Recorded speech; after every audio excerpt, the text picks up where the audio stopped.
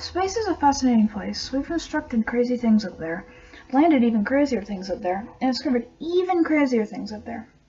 Hi, I'm Maddox Grupp, and my scenario is about sound in space and how to get it.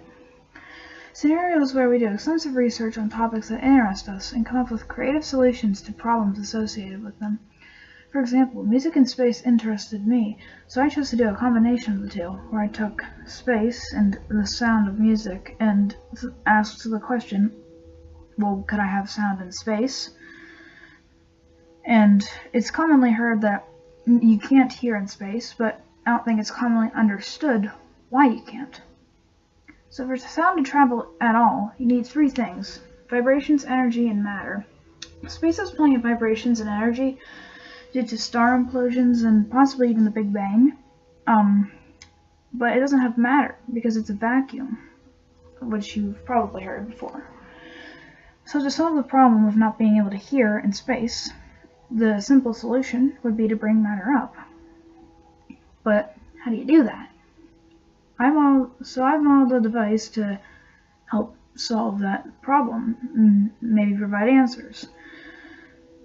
So as you can see here, this is the device. The main chamber here consists of gas being shot out from the canisters into a fan, which would then be the matter being expelled into space in a controlled manner.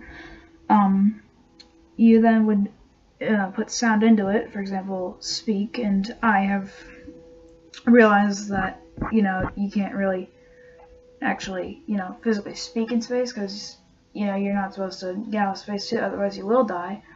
But, they have radios in there. They could always just put a speaker on the outside of the helmet to remedy that.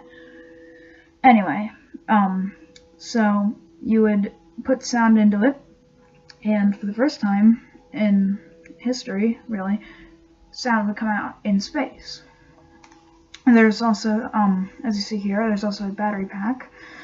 Down here on the handle, there's a touch screen for settings, and I guess such settings would include how loud the sound could be, and how far it might travel.